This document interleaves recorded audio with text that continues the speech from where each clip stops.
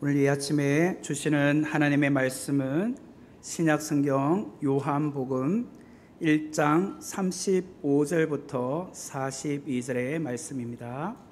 신약성경 143페이지 요한복음 1장 35절 이하 42절까지 말씀입니다. 제가 봉독해 드리겠습니다. 또 이튿날 요한이 자기 제자 중 두 사람과 함께 섰다가 예수께서 건의심을 보고 말하되 보라 하나님의 어린 양이로다. 두 제자가 그의 말을 듣고 예수를 따르거늘 예수께서 돌이켜 그 따르는 것을 보시고 물어 이르시되 무엇을 구하느냐 이르되 랍비여 어디 계시오니까 하니 랍비는 번역하면 선생이라. 예수께서 이르시되 와서 보라. 그러므로 그들이 가서 계신 데를 보고 그 날 함께 거하니 때가 10시쯤 되었더라. 요한의 말을 듣고 예수를 따르는 두 사람 중에 하나는 시몬 베드로의 형제 안드레라. 그가 먼저 자기의 형제 시몬을 찾아 말하되 우리가 메시아를 만났다고. 메시아는 번역하면 그리스도라. 데리고 예수께로 오니 예수께서 보시고 이르시되 네가 요한의 아들 시몬이니 장차 게바라 하리라 하시니라. 게바는 번역하면 베드로라. 아멘.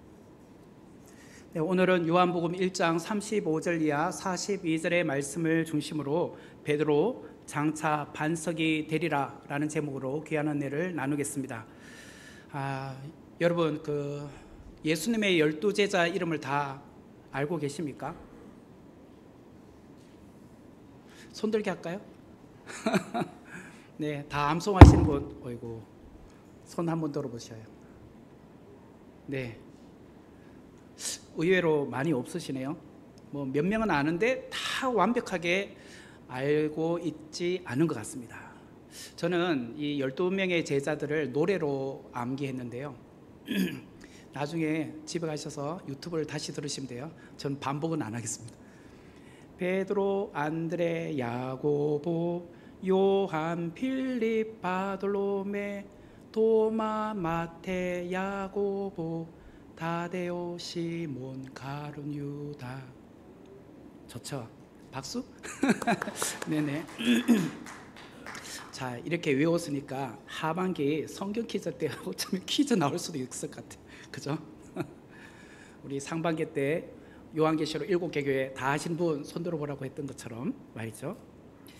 마태복음 10장 2절에서 4절 말씀에 보면 그 12명의 제자들의 이름이 나오는데 제가 한번 본문을 읽어볼게요. 마태복음 10장 2절부터 12사도의 이름은 이러하니 베드로라 하는 시몬을 비롯하여 그의 형제 안드레와 세베대의 아들 야고보와 그의 형제 요한, 빌립과 바돌로메, 도마와 세리마테, 알페오의 아들 야고보와 다데오, 가나안인 시몬 및 가룟 유다 곧 예수를 판 자라. 예, 우리가 이렇게 12명의 제자의 이름을 늘 우리가 알고는 있었는데 다 완벽하게 다 이름을 알고 있지는 못했던 것 같아요. 그걸 달리 말하면 우리가 이 개개인의 성격을 혹은 또 그들의 사역을 우리가 다 알고 있지 못하다는 뜻이기도 하겠죠. 그래서 오늘부터 제가 예수님의 12제자 시리즈 설교를 시작하고자 합니다. 우리 주변에 이래 보면은 성당들 있잖아요. 성당들에 가보면 그 입구나 또 실내에 들어가 보면 그 12제자들의 초상화나 혹은 동상이 세워져 있는 것을 볼 때가 있습니다. 특별히 로마 교황청인 바티칸 대성당에 가면 그 큰 앞쪽에 사도들의 그 12명의 그런 그 동상이 세워져 있습니다. 특별히 베드로는 제1대 교황으로 추대되어 있습니다. 그리고 사도들은 성인의 반열에 추앙되어 있습니다. 그러다 보니까 우리는 자꾸 예수님의 12제자다라고 하면 원래부터 이들은 주님께서 선택할 만한 조건을 갖추었기 때문에 어떤 탁월한 뭔가 있기 때문에 주님께서 이들을 제자로 삼았지 않았을까라는 생각을 합니다. 그런데 그들의 면면을 다 정확하게 이렇게 살펴보면 사실은 보잘것없는 사람들이었습니다. 그들은 매우 평범한 자들이었습니다. 실수도 많았고 허물도 많았던 사람들이었습니다. 그런데 이런 자들을 예수님께서 제자로 선택을 하셨습니다. 특별히 누가복음 6장 12절 이하 13절 말씀에 보면 이때 예수께서 기도하시려 산으로 가사 밤이 새도록 하나님께 기도하시고 밝음에 그 제자들을 부르사 그 중에서 12를 택하여 사도라 칭하셨으니 라고 되어 있습니다. 예수님께서 기도하러 산으로 가셔서 밤이 새도록 하나님 앞에 기도하셨어요. 평소에 예수님께서 늘 기도하시던 분이기 때문에 우리는 그래 늘 하셨던 기도의 모습이구나 라고 생각은 되는데, 오늘 특별히 주님께서 밤이 새도록 기도한 이유가 있었습니다. 그 내용이 13절에 나오죠. 12 제자들을 선택하기 위해서 기도하셨다고 나옵니다. 저는 이 본문을 읽으면서 좀 이해가 되지 않았습니다. 왜냐? 예수님께서 밤이 새도록 12 제자를 선택하기 위해서 기도하셨다면 그 다음날 나가서 이제 제자들 한 명씩 선택을 하실 거 아닙니까? 그러면 우리가 생각할 때는 정말 완벽한 그런 사람을 골라서 제자로 삼아야 될 것 같잖아요. 뭐 예를 들자면 신약 인물 가운데 가장 공부를 많이 한 바울과 같은 사람, 엘리트잖아요. 그 당대에 신약 13권을 쓸 정도면 엄청난 그런 학벌이 있었던 사람이죠. 가말리엘 문화의 제자로 있었으니 어마어마한 실력자입니다. 그렇지 않다면 종교심에 특출한 바리새인 가문에서 그 자제를 우리가 촉망받으니까 뽑으면 좋겠다. 아니면 신약에 보면 또 탁월한 인재가 있죠. 의사 출신인 누가, 그죠? 그런 분을 이렇게 뽑아가지고 전문 직업인이니까 공부도 많이 하셨을 거 아닙니까? 그런 사람을 제자로 삼으면 얼마나 좋겠습니까?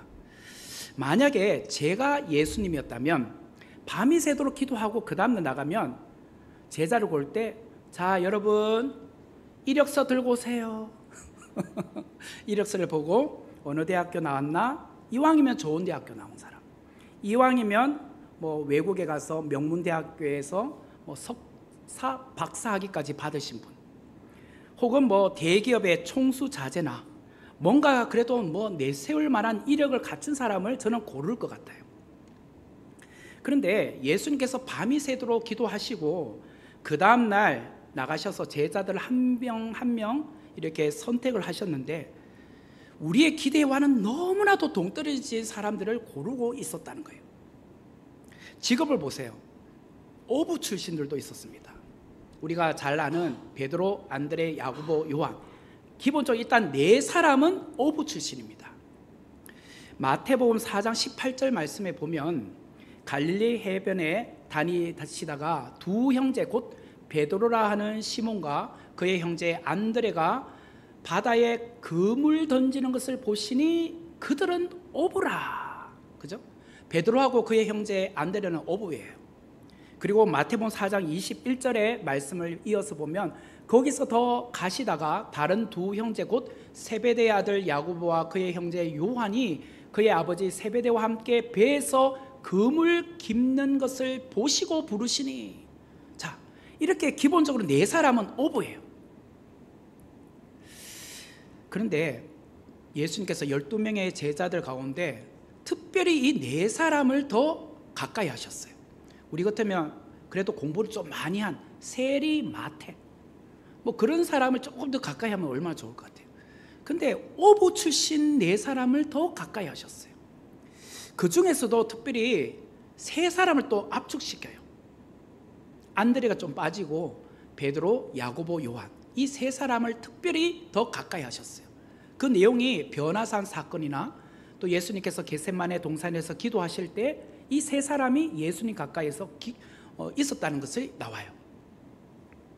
이렇게 예수님은 본인의 사역에서 중대 고비를 맞을 때마다 어부 출신 이 네 사람, 특별히 또 세 사람을 더 가까이 하고 계셨다라는 거예요.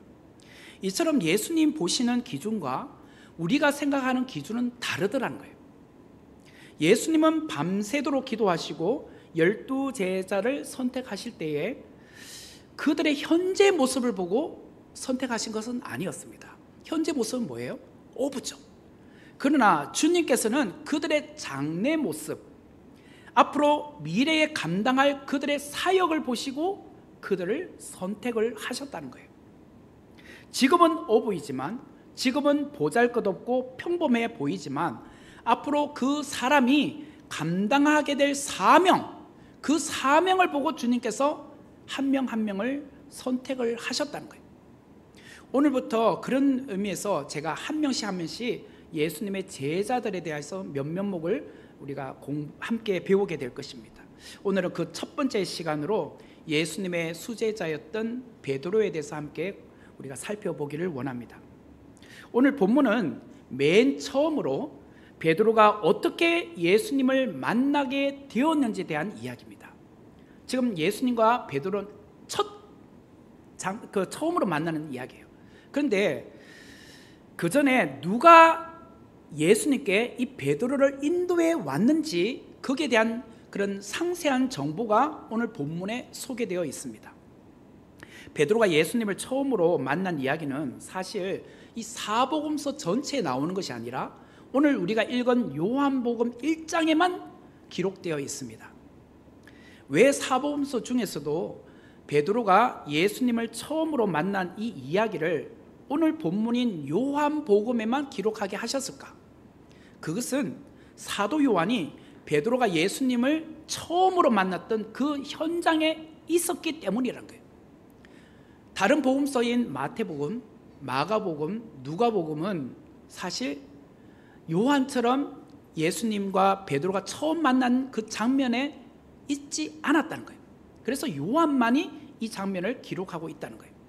오늘 본문인 35절에서 37절 말씀에 보면 또 이튿날 요한이 자기 제자 중 2사람과 함께 섰다가 예수께서 건의심을 보고 말하되 보라 하나님의 어린 양이로다. 2 제자가 그의 말을 듣고 예수를 따르거늘. 이 35절에 보면 요한이라는 사람이 나오는데 이 요한은 사도 요한을 말한 것이 아니라 세례 요한을 말합니다.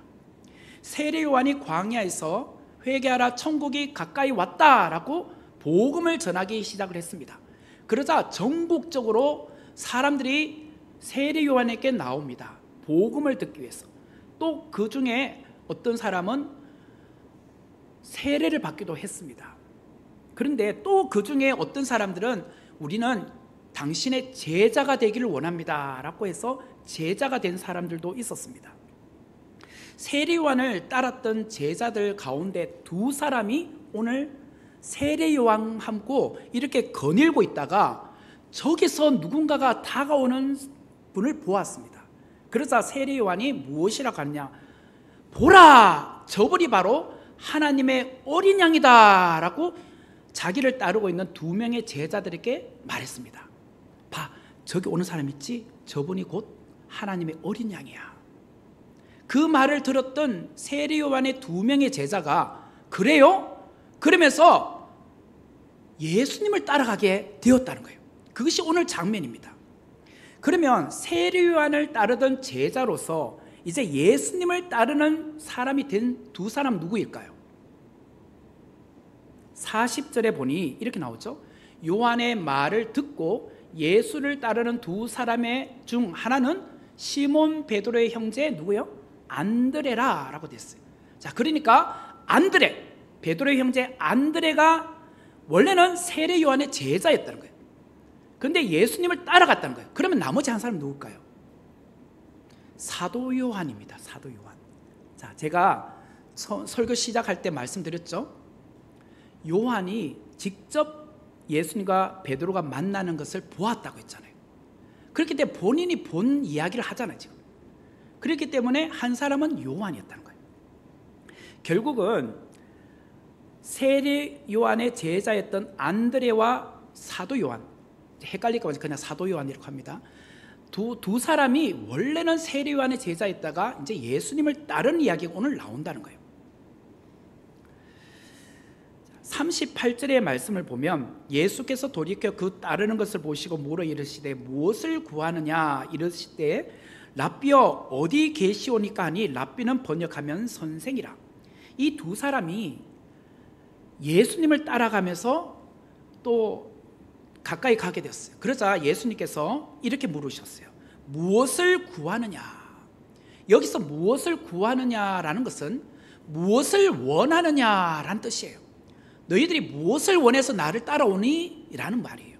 그러자 이 두 사람이 랍비여 어디 계시오니까? 라고 38절에 말해요. 어디 계시오니까? 이게 무슨 말일까요? 당신이 지금 기거하고 있는, 지금 잠시 머무르고 있는 숙소는 어디입니까? 라는 뜻이에요. 당신이 지금 어디서 생활하고 계시죠? 어디서 머물고 계시죠?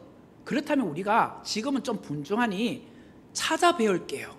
찾아뵈어서 좀 예수님과 대화하길 원해요. 그래서 어디 계세요? 라고 물었던 거예요. 결국은 안드레와 요한은 예수님에게 찾아가길 원했어요. 조용한 시간에 찾아가서 좀 장시간 동안 대화하기를 원했던 거예요. 그러면 이들이 궁금했던 목적은 뭘까요? 무엇 때문에 예수님을 찾기를 원했을까요? 세례요한이 말했잖아요. 보라, 하나님의 어린 양이다. 다시 말하면 메시아라고 하는 거예요. 이 두 사람이 생각할 때 메시아의 개념은 로마의 지배로부터 우리를 구원해 줄 정치적인 메시아로 생각했던 거예요. 그래서 그들은 원했던 것이 우리를 언제 속량해 주실 거예요? 언제 이 로마로부터 벗어나게 해 주실 거예요? 그런 마음으로 왔던 거예요. 그래서 주님께서 너희들이 원하는 게 뭐냐라고 물으셨던 거예요. 오늘 여러분들이 주님 앞에 나와 예배를 드리고 있는데 여러분들은 오늘 왜 예배의 자리로 나오셨습니까? 무엇을 원해서 이 자리에 나오셨습니까? 생업의 번영을 위해서 나오셨습니까? 아니면 자녀들이 잘 되기를 원해서 어떤 그런 장래를 위해서 기도하기 위해서 나오셨습니까? 아니면 어떤 분은 아프신 몸 깨끗하게 낫기를 위해서 그런 기도하는 마음으로 이 자리에 나오셨습니까? 주님은 오늘 예배를 드리러 나온 우리 모두에게 묻고 계십니다. 무엇을 원하느냐? 무엇을 구하느냐? 너는 무엇 때문에 이 예배 자리에 나와 있느냐? 이 예배를 통하여 우리는 단지 육신의 것을 구하기 위해서 이 자리에 나와 있지 말라는 거예요. 그것도 필요하지만 진짜 영적 갈증을 해결하기 위해서 이 자리에 앉아 있어야 된다는 거예요. 주님을 간절히 찾는 자에게 주시는 은혜를 강구하기 위해서 오늘 여러분들이 이 자리에 계셔야 된다는 거예요. 단지 주님, 저는 지금 몸이 약해요. 그 병 고쳐주세요. 주님, 우리 경제적으로 어려워요. 그것 좀 해결해 주세요. 그 육신적인 것으로 나와 있으면 안 된다는 거예요. 지금 이 두 사람 제자들은 로마 지배로부터 좀 벗어나게 해달라는 그 마음으로 왔잖아요. 그것처럼 오늘 우리는 너무나도 육신적인 것에만 매여 있다 보니 우리의 영적인 갈급함에 대해서 안일하게 생각할 수 있더라는 거예요. 39절의 말씀을 보면 예수께서 이르시되 와서 보라. 그러므로 그들이 가서 계신 데를 보고 그날 함께 거하니 때가 10시쯤 되었더라. 안드레와 요한이 예수님의 초대에 응해서 예수님께서 지금 계시는 그 숙소로 찾아갔습니다. 아마 처음에는 정치적인 메시아라는 그 간절한 간구를 갖고 왔죠. 그러나 주님과 계속 장시간 대화하면서 주님이 이 땅에 오신 목적에 대해서 이제 듣기 시작을 했을 거예요. 그리고 복음이 무엇인지, 그리고 이들은 천국 복음을 접하면서 마음이 뜨겁기 시작을 했습니다. 간절함이 생겼어요. 아, 우리가 너무나도 육신적인 것만 바랬구나. 하나님의 나라와 하나님의 의가 얼마나 중요한지를 오늘 예수님을 통해서 듣기 시작하고 있었습니다. 그러자 이들은 마음에 뜨거움이 생기고 복음을 듣고 이 간절함을 정말 누군가에게 전해야겠다는 그런 마음이 생기기 시작했어요. 특별히 누가 생겼느냐? 안드레가 그런 마음이 생겼어요. 오늘 메시아 되신 예수님을 만나면서 예수님으로부터 복음을 들으니까 이 복음을 나만 혼자 듣는 것은 너무 아까운 거예요. 아쉬운 거예요. 그래서 누구에게 전하지? 내 형제, 베드로에게 전해야 되지 않겠나. 그래서 집으로 돌아오자마자 이 이야기를 하는 겁니다. 41절의 말씀을 보면 그가 먼저 자기의 형제 시몬을 찾아 말하되 우리가 메시아를 만났다고. 메시아는 번역하면 그리스도라. 안드레는 누구보다도 베드로에게 이 복음을 전하기를 원했어요. 그래서 우리가 메시아 곧 그리스도를 만났다고 말하게 되었어요. 그리고 안드레는 그 형제 시몬을 지금 데리고 예수님께로 옵니다. 그것이 42절 초반에 나오죠. 데리고 예수께로 오니. 베드로는 그 형제 안드레의 손에 이끌려 인생에서 정말 소중한 한 분을 만나게 됩니다. 그분이 누구냐? 예수 그리스도이셨습니다. 여러분, 우리의 인생에서 가장 중요한 것은 여러분의 인생에 얼마나 가졌느냐, 내가 이 땅에서 얼마나 많은 일을 했느냐, 내가 얼마나 많은 이력을 남겼느냐, 그것이 중요한 게 아니에요. 내 인생에서 가장 중요한 것은 내가 누구를 만났느냐라는 것이에요. 아무리 재주가 많고 아무리 뛰어난 사람이요, 아무리 많은 재물을 갖고 있다 할지라도 우리의 인생에 사람을 잘못 만나면 결국은 우리는 망하고 맙니다. 하지만 평범한 사람이라 할지라도 좋은 멘토를 만나고 또는 좋은 친구를 만나면 그의 운명이 바뀌어요. 그런 의미에서 베드로는 지금 그의 인생의 가장 중요한 분을 안드레를 통해서 만나게 됩니다. 그분은 예수님이셨어요.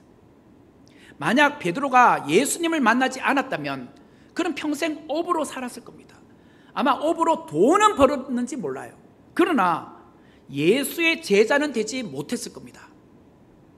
그는 주님을 만남으로 어둠에서 빛으로, 죽음에서 생명으로 그의 인생이 180도로 바뀌게 되었어요. 저와 여러분도 그런 자 아닙니까? 우리가 예수님을 만났기 때문에 어둠에서 빛으로, 죽음에서 생명으로 구원함을 받지 않았습니까? 그 은혜에 오늘 이 예배의 자리에 나와 있지 않습니까? 그렇기 때문에 우리의 인생의 최고의 날은 예수님을 만난 날이었어요. 일주일 중 최고의 날은 주일이에요. 주님 앞에 나와서 예배드리는 이 시간이 가장 소중한 시간이에요.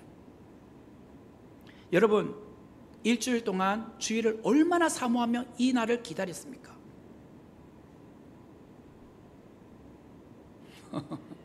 기다리고 오셨죠? 네. 어떤 분은 벌써 주일이야. 무슨 말인지 알죠? 부정적으로. 아유, 교회 가기 싫은데. 어쩔 수 없이 떠밀려서 나오는 분은 없으신가요? 여러분이 만약에 대통령이 여러분을 청와대로 초청했다고 합시다. 요즘 청와대는 아니겠지만 용산으로 초대했다고 합시다. 그러면 여러분 그 전날부터 막 설레일 겁니다. 와, 내일 무슨 옷 입고 가지? 막 그래서 아침 일찍부터 일어나가지고 막 서두를 거예요.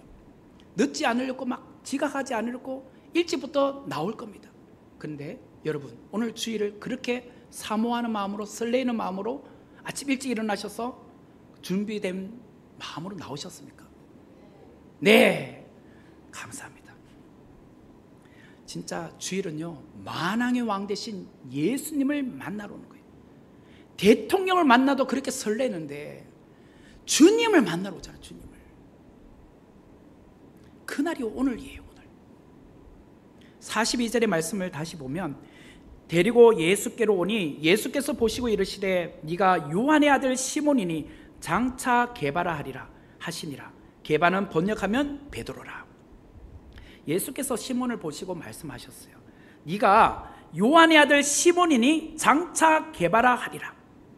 여러분, 제가 말씀드렸지만 오늘 이 본문은 예수님과 시몬이 몇 번째 만나는 거라고요? 몇 번째? 첫 번째 만남이에요. 첫 번째 만남. 첫 번째 만남이라면 이런 말을 해도 됩니까? 예수님이 네가 요한의 아들 시몬 맞지? 네 이름 장차 게바야? 아니, 갑자기 이름 바꿔주는 것이 말이 됩니까? 아무리 친한 친구라 할지라도 부모가 지어준 이름을 함부로 바꿀 수 있습니까? 그런데 예수님과 시몬은 지금 처음 만났잖아요. 그에 대해서 아무것도 모르잖아요. 근데 네 이름 앞으로 게바야? 이 말이 안 되잖아요.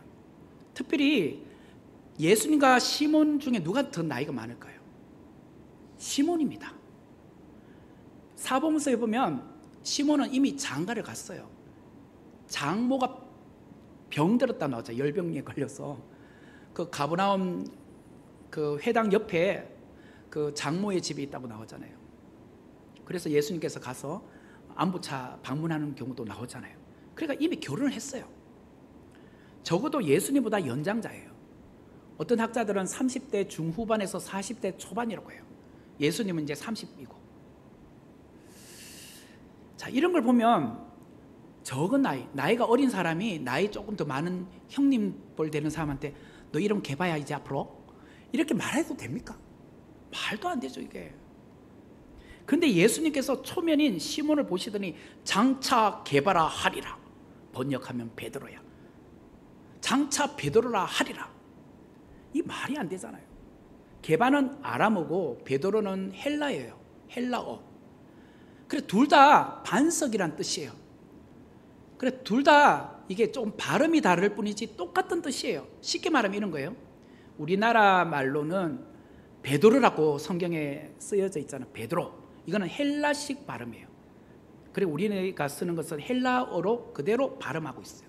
그런데 아람어로는 개바인데 영어로는 어떻게 발음합니까? 베드로를 피터, 피로 좀 굴렸나? 피터라고 하죠. 피터. 그러니까 그런 의미라고 생각하시면 돼요. 똑같은 거예요. 똑같은 거. 일반적으로 반석이라고 하면 우리가 갖고 있는 이미지는 어떻습니까? 반석하면 좋은 이미지입니까? 아니면 좀 그렇지 않습니까? 좋은 이미지? 네, 모르겠습니다. 저는 그렇게 생각 안 했는데 저는 있잖아요. 참 머리가 많이 나쁜 사람은 보고 돌에 새긴다. 그죠? 얼마나 잘 안 새겨지면 돌 이야기를 하겠습니까? 돌머리. 나쁘다, 단단하다. 뭐 이런 의미가 있는데 유대인들은요, 이 반석이라고 하면 좋은 이미지예요. 변함없음, 든든함, 강함. 변함없음, 든든함, 강함. 특별히 시편에 보면 하나님을 반석에 묘사해요. 시편 62편 2절 말씀에 보면 오직 그만이 나의 반석이시요 나의 구원이시요 나의 요새이시니 내가 크게 흔들리지 아니하리로다. 오직 예수님 하나님만이 나의 반석이라고 말하잖아요. 또 시편 73편 26절에 보면 내 육체와 마음은 쇠약하나 하나님은 내 마음의 반석이시요 영원한 분기이시라. 하나님은 내 마음의 반석이라고 말해요. 이처럼 예수님은 시몬을 보시고 장차 개바가 되리라 하리라, 장차 반석이 되리라 라고 말씀을 하셨어요. 여기서 주의 깊게 봐야 될 단어가 있는데 장차라는 단어예요. 장차. 주님은 네가 지금 개바가 된다, 지금부터 네는 반석이야 이렇게 말하지 않고 장차, 장차란 말은 미래를 말하죠. 언젠가 네는 반석이 돼, 언젠가 네는 개바야 베드로가 돼 이렇게 말씀을 하셨다는 거예요. 이게 무슨 의미일까요? 저는 예수님의 제자 중에 이 베드로를 야구 선수의 비유를 한번 해보고자 합니다. 지난 시간에도 야구 이야기를 했는데 야구 선수 중에 베드로와 유사한 유형의 야구 선수는 누굴까? 전형적인 홈런 타자예요. 홈런 타자는 힘이 있잖아요. 딱 치면 공이 멀리 날아가요. 그래서 도 아니면 뭐예요? 치면 홈런, 거의 뭐 10개 중에 7개를 홈런 쳐요. 그런데 또 홈런 타자의 약점이 있어요. 스윙이 크다 보니까 삼진 아웃이 많아요. 단타를 쳐가 안타 치는 사람들보다 삼진 아웃이 많아요. 그래서 타율이 안 높아요. 그래요, 극과 극이죠. 치면 잘 맞은 홈런 아니면 아웃, 삼진 아웃. 마치 베드로가 그래요. 주님으로부터 칭찬도 강하게 막 칭찬받고 또 욕도 엄청 많이 먹어요. 질책도 엄청 크게 들어요. 뭐 예를 들자면 마태복음 16장에 보면 사람들은 나를 누구라니? 라고 했을 때 베드로가 주는 그리스도시요 살아계신 하나님의 아들입니다 라고 했을 때 주님이 엄청나게 크게 칭찬해요. 바요나 시몬아, 네가 복이 있도다. 내가 이 반석 위에 내 교회를 세우겠다. 내가 천국 열쇠를 네게 주겠다. 엄청난 복 아닙니까? 그랬더니 조금 있다가 주님이 이제 내가 장래 십자가에 달려 죽는다, 이런 고난에 대한 이야기 하니까 주님 절대로 그러실 수 없습니다 하니까 주님이 질책해요. 사탄아 물러가라. 너는 나를 넘어지게 하는 자다. 보세요, 극과 극이죠. 홈런 아니면 아웃. 때로는 나서지 말아야 할 때 나섰다가 사고 쳐요. 때로는 너무나 영적인 것 같아요. 무리를 걷게 해주세요 하니까 막 무리를 그냥 뛰어가. 보통 사람 그렇게 생각하겠습니까? 주님 빨리 배에 올라타세요. 그러지 내가 뛰어가겠습니까? 진짜 영적이죠. 그런데 때로는 너무나 옛사람이 불쑥불쑥 올라와요. 막 화를 씻게 돼요. 그래서 예수님께서 십자가에 잡혀갔을 때 겟세마네 동산에서 대제사장의 그 무리들이 와서 잡아갈 때 그 대제사장의 종 말고를 칼을 꺼내서 귀를 자르잖아요. 얼마나 성격이 급한지 몰라요. 화가 많은지 몰라요. 자신만만하게도 절대로 주님을 부인하지 않겠다, 버리지 않겠다고 했던 사람이 다굴기 전에 예수님을 3번이나 부인하잖아요. 이처럼 베드로는 충성과 의리가 많은 사람인 반면에 또 실수도 많은 사람이었어요. 재미있는 것은 베드로가 사고 칠 때마다 예수님은 베드로를 베드로라고 부르지 않고 시몬이라고 부르셨다는 거예요. 옛사람인 시몬이라고 불렀다는 거예요. 그 대표적인 예가 요한복음 21장에 나타나요. 부활하신 주님이 갈릴리에서 제자들과 다시 만나셨어요. 이때만 해도 제자들은 다 실패했잖아요. 특별히 베드로는 예수님을 3번 부인했지 않습니까? 그리고 나서 옛 생활로 그 고기를 잡으러 갈릴리 호수에 와 있잖아요. 그때 예수님께서 찾아오셔서 실패한 베드로에게 말씀을 하셨어요. 요한복음 21장 15절 말씀에 보면 그들이 조밥 먹은 후에 예수께서 시몬 베드로에게 이르시되 요한의 아들 시몬아, 네가 이 사람들보다 나를 더 사랑하느냐 하시니 이르되 주님 그러하나이다. 내가 주님을 사랑하는 줄 주님께서 아시나이다. 이르시되 내 어린 양을 먹이라 하시고, 여기 보니 요한의 아들 시몬아 라고 부르셨어요. 이렇게 3번에 걸쳐서 요한의 아들 시몬아 라고 부르셨어요. 자, 이 요한의 아들 시몬아 라는 것은 오늘 본문 42절에도 베드로를 처음 만났을 때 요한의 아들 시몬아라고 불렀던 그 이름이에요. 과거 같으면 베드로는 제가 주님을 사랑하는 줄 모르셨어요? 제 혈서라도 한번 써볼까요? 그렇게 장담하면서 말했을 거예요. 그러나 그는 이미 3번이나 부인했잖아요. 그러니까 낯짝도 그냥 뜨거워서 말할 수 없을 정도로 그냥 아무 말도 못하는 거예요. 베드로는 베드로로 변한 것이 아니었어요. 아직도 여전히 시몬이었어요. 시몬. 여전히 갈릴리 바다에 뒹굴고 있는 돌멩이처럼 업으로 되돌아가고 말았어요. 예수님께서 반석이 되리라고 하셨는데 천국의 주춧돌이 될 것이라고 하셨지만 여전히 옛사람 시몬으로 살아가고 있었어요. 요한의 아들 시몬아, 예수님으로부터 이 말을 들었을 때 베드로는 아마 마음이 무너졌을 겁니다. 자신의 자만과 교만과 잘남과 고집이 꺾였을 겁니다. 내가 그동안 예수님의 수제자라고 하면서 변한 것이 아무것도 없구나. 내가 예수님을 가장 가까이 모시는 제자라고 하면서 뭐가 달라졌지? 나는 아직 돌멩이야. 나는 여전히 시몬이야. 라면서 본인 스스로가 참 하나님 주님 앞에 설 수 없는 죄인으로 생각했을 겁니다. 성도 여러분, 우리는 어떤가요?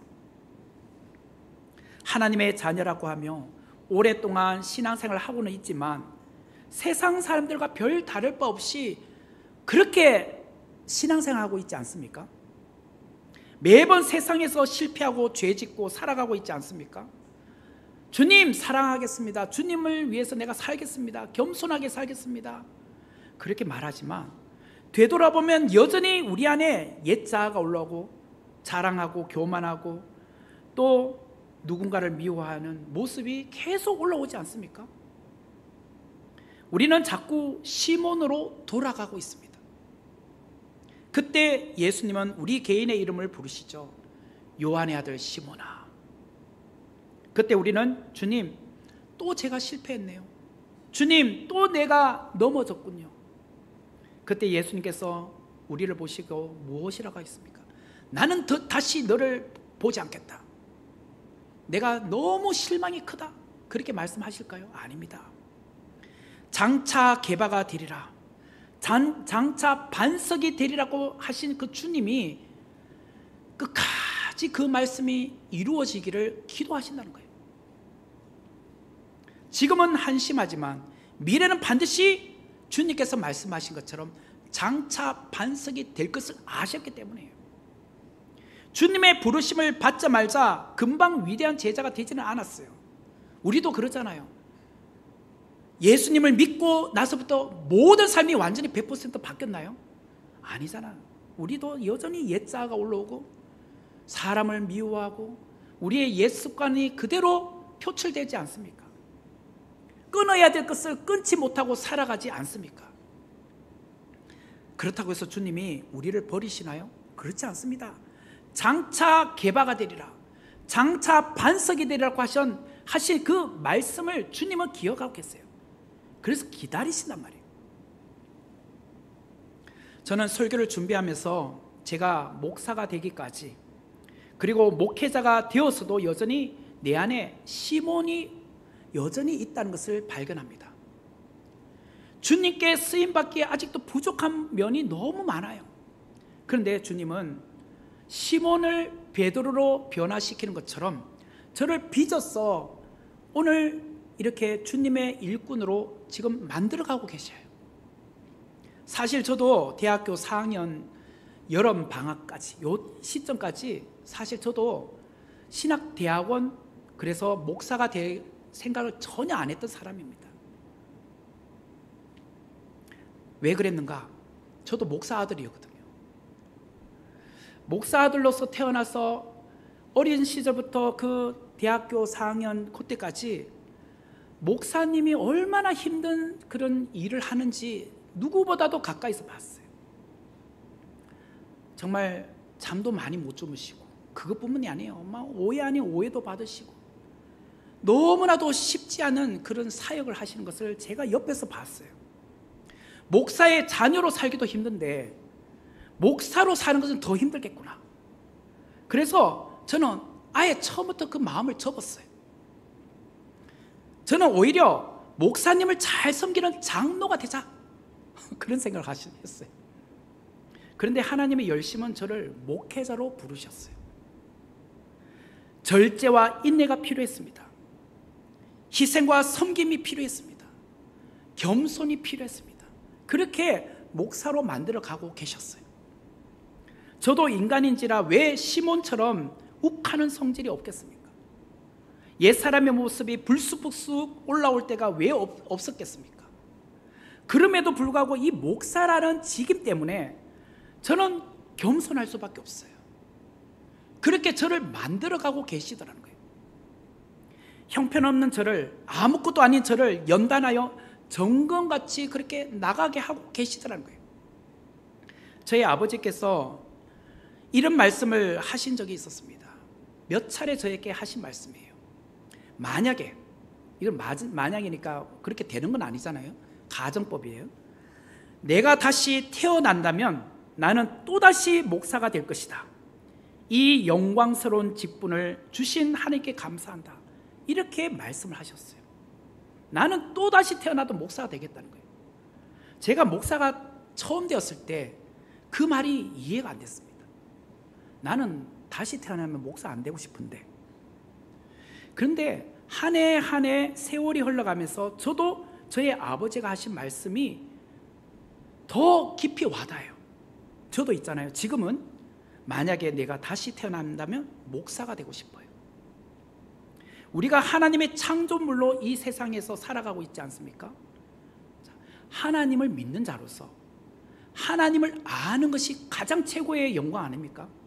여러분들이 세상의 학문을 배우고 지금 이 자리까지 왔습니다. 그 세상의 학문을 배워서 학위도 따셨습니다. 근데 그 세상의 학위보다 하나님을 아는 신학 공부하는 것이 최고의 학문 공부하는 거 아닙니까? 그리고 그것을 매일같이 묵상하고 그 말씀을 나눌 수 있다는 것이 얼마나 영광입니까?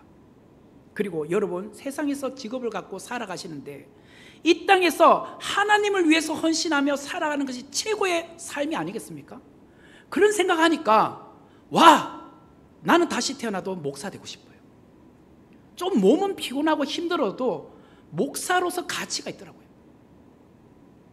그래서 저는 남은 목회의 시간을 정말 알차게 보내고 싶어요. 주님께서 요한의 아들 시몬아, 네가 나를 사랑하느냐? 내 양을 먹이라, 내 양을 치라 라고 말씀하신 것처럼 저도 주님을 너무 사랑하고 싶고 주님께서 맡겨주신 이 선목교회를 또 이 성도님들을 한 분 한 분을 위해서 너무 그렇게 섬기고 싶어요. 그런 마음이에요. 성도 여러분, 우리의 인생이 얼마나 길다고 생각하십니까? 여러분 지금까지 살아온 인생을 되돌아보면 참 세월이 빨리 갔다라는 생각이 안 드십니까? 그렇다면 앞으로 남아있는 시간들은 더 짧습니다. 우리가 건강할 때 주님을 위해서 사명을 감당해야 되지 않겠습니까? 이제 살아갈 날이 짧은데 언제까지 미루시겠습니까? 언제까지 주님을 위해서 시간을 드리겠습니까? 그 시간요 얼마 안 남았어요. 몸이 조금 이제 불편해지거나 나이가 드시면 하고 싶어도 할 수 없는 시간이 와요. 주님께 갔을 때 할 말이 있어야죠. 이제 제발 주님은 우리를 장차 베드로가 되리라, 장차 반석이 되리라고 하셨는데 언제까지 시몬으로 사시겠습니까? 언제까지 시간을 허비하고 계시겠습니까? 주님께서 계속 부르고 계시잖아요. 나를 위해서 살아라, 나를 위해서 시간을 드리라. 주님 조금만 기다려주세요. 시간은 가잖아. 계속 언제까지 내 인생을 위해서 살아가시겠습니까? 사도행전에 보면 베드로는 오순절 성령 강림 사건 이후에 성령의 능력을 받고 폭발적인 사역을 감당하는 자가 되었어요. 그가 설교할 때 3,000명이 되는 사람들이 회개하고 회심이 일어났어요. 장차 반석이 되리라, 그 말이 이루어졌잖아요. 저와 여러분은 이 세상에서 평범하게 살던 시몬 아니었습니까? 그런데 그런 시몬을 하나님께서 부르셔서 장차 반석이 되리라고 하셨잖아요. 그렇다면 하나님의 부르심에 우리는 순종해야죠. 순종. 하나님의 부르심은요 후회하심이 없어요. 하나님의 부르심에는 결코 실수가 없어요. 실수로 네 장차 반석이 되리라 하지 않으셨어요.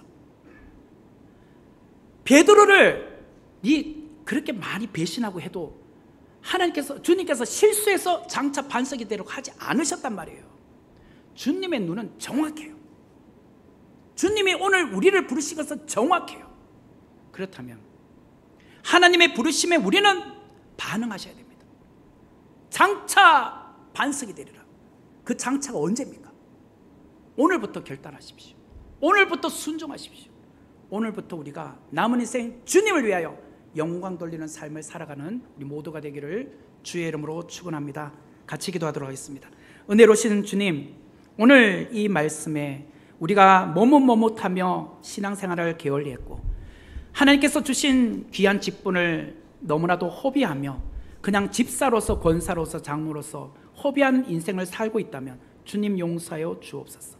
남은 인생 더 주님을 위하여 드리는 인생, 주님께 헌신하는 삶을 살아가게 하여 주옵소서. 예수님의 이름으로 기도하옵나이다. 아멘.